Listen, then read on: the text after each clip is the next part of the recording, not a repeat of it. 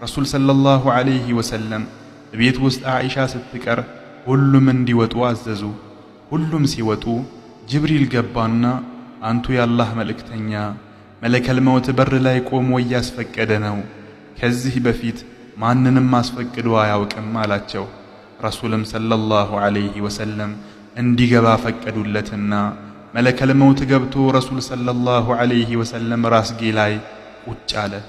ከዚያም መለከል መውት አንቱ የአላህ መልእክተኛ ሆይ አላህ ከዱንያና እሱን ከመገናኘት የቱን እንደምትፈልጉ አስመርጣቸው ብሎኝ ነው የመጣሁት አላቸው በሐያ ተሞልቶ። ረሱላችንም ሰለላሁ ዐለይሂ ወሰለም አይ ወደ ላይ ያለው ጋር መሄድ ይሻለኛል በማለት ለዘመናት በናፍቆቱ የተሰቃዩትን ጌታ መገናኘትን መረጡ። መለከል መውትም በረሱል ሰለላሁ ዐለይሂ ወሰለም ራስጌ በኩል በመቆም አንቺ ምርጧ የሙሐመድ ኢብኑ ዓብድላህ ሩህ ሆይ ከጌታሽ በሆነ ውዴታው ወደ ውዴታው ውጪ፣ ወደ ወደደሽና ወደማይቀጣሽ ጌታ ውጪ ማለት ጀመረ።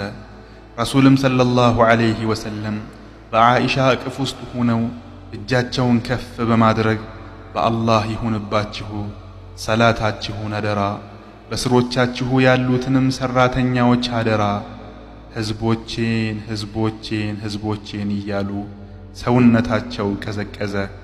ከፍ ያለችው እጃቸውም ወደቀች። ኢና ሊላሂ ወኢና ኢለይሂ ራጂዑን።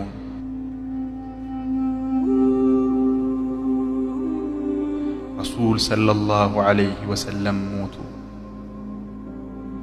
ያለ እናትና አባት በእንግልት ያደጉት ረሱል ሰለላሁ ዐለይሂ ወሰለም ሞቱ። ለኡመታቸው ሲያለቅሱ አንድ ቀን ያላረፉት ነቢይ ሞቱ።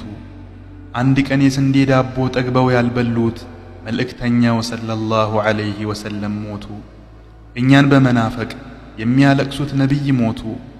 ያ ምድርን ለ63 ዓመታት በኑራቸው ያበሯት ነቢይ ሞቱ። ያ ለኛ ሂዳያ ብለው የተጠሙት ነቢይ ሞቱ። እኒያ ለኛ ሂዳያ ብለው በድንጋይ የተፈነከቱት ነቢይ ሞቱ። ያ ምስኪን ነቢይ ሞቱ። የዓይናችን ማረፊያ ሞቱ። የፋጢማ አባት ሞቱ።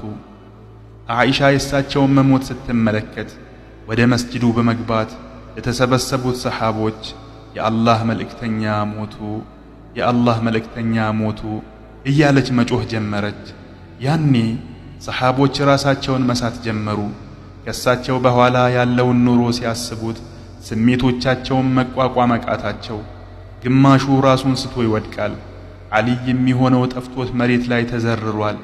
ዑስማን ራሱን ስቶ